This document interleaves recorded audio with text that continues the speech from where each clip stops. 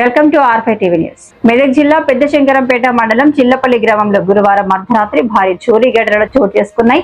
గ్రామంలోని 4 ఇళ్లలోకి చొరబడిన గుర్తు తెలియని దుండగులు బంగారం, వెండి నగలు, నగదు అపహరించారు.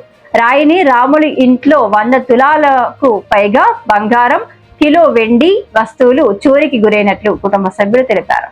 అలాగే ఏసీ రెడ్డి మాణిక్ రెడ్డి ఇంట్లో 2 తులాల బంగారం, జగ్గు చిన్నమల్లారెడ్డి ఇంట్లో బంగారు నగలు, జగ్గు అరుంధతి ఇంట్లో కమ్మలు, పటగొలుసును దొంగలు ఎత్తుకెళ్లారు. ఉదయం ఇళ్ల తాళాలు పగలగొట్టబడినట్లు గుర్తించిన బాధితులు పోలీసులకు సమాచారం అందించారు.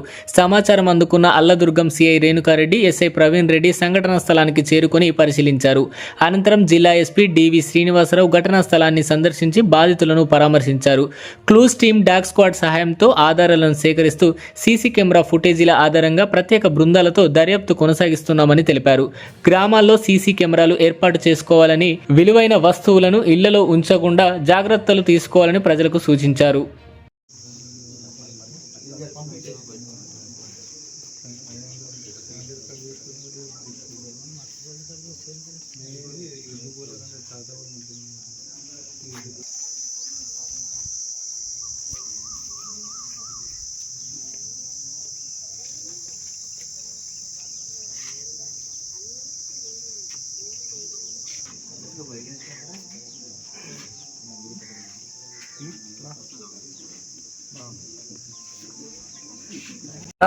శంకరంపేట మండలం చీలపల్లి గ్రామంలో ఈరోజు ఎర్లీ అవర్స్ ఒక ప్రాపర్టీ అఫెన్స్ జరిగింది. ఈ ప్రాపర్టీ అఫెన్స్లో ఈ గ్రామంలో చీలపల్లి గ్రామంలో రాములు గారి ఇంట్లో ఒక అఫెన్స్ జరిగింది, గ్రేవ్ అఫెన్స్. అదేవిధంగా ఆయన ఇంట్లోనే కాకుండా లాక్ బ్రేకింగ్ చేసి హెచ్బి నైట్ లాక్ బ్రేకింగ్ చేసి హౌస్లో థెఫ్ట్ చేయడం జరిగింది. గోల్డ్ ఆర్నమెంట్స్ అవి కూడా చోరీ చేశారు. అదేవిధంగా ఈ ఇంటితో పాటు ఇంకా ఈ ఇంటికి ఒక 100 మీటర్స్ దూరంలో ఉన్న ఒక 4 హౌసెస్ అక్కడ కూడా లాక్ బ్రేకింగ్ చేశారు. ఒక టీం వచ్చి ఎఫెన్స్ చేసిందిగా మేము భావిస్తున్నాం. మేము అక్కడ కూడా 4 హౌసెస్లో కూడా ఒక ఇంట్లో 2.5 తులాస్ వరకు గోల్డ్ పోయింది. మిగతా హౌసెస్ అని కూడా అటెంప్ట్ జరిగింది. ఇది ప్రొఫెషనల్ అఫెండర్స్ చేశారని మేము భావిస్తున్నాం. అదేవిధంగా కొన్ని క్లూస్ టీం అది రావడం జరిగింది. డాగ్ను కూడా తీసుకొచ్చాం. కొన్ని క్లూస్ అవి కలెక్ట్ చేస్తాం. ఈ కేసుని ఖచ్చితంగా మన మెదక్ జిల్లా ఎస్పీ గారు శ్రీనివాసరావు గారు విజిట్ చేశారు. ఖచ్చితంగా క్లూస్ని తీసుకుని మీ కేసు ఛేదించే విధంగా మేము ప్రయత్నం చేస్తాం. చీలపల్లి గ్రామంలో మాకు ఉదయమే 6 గంటలకు సమాచారం ఏమొచ్చిందంటే ఒక 5 ఇండ్లు తారబేసి ఉన్నవి. వాళ్ళందరూ ఫంక్షన్స్కి వెళ్ళారు. సమ్మర్ కాబట్టి పెళ్లిళ్ళకి అలా వెళ్ళున్నట్టున్నారు.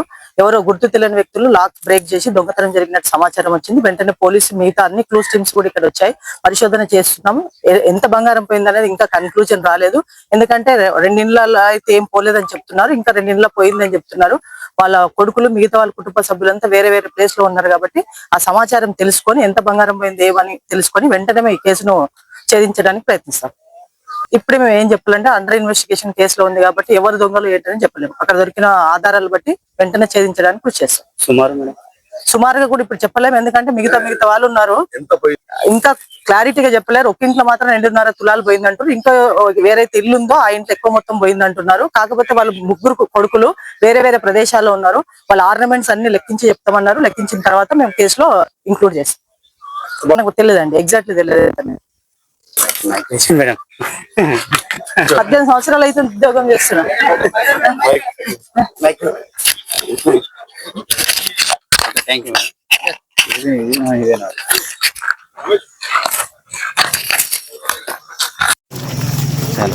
రాయన్ రాములు, తండ్రి కృష్ణయ్య, గ్రామం చిల్లపల్లి, మండలం శంకరంపేట.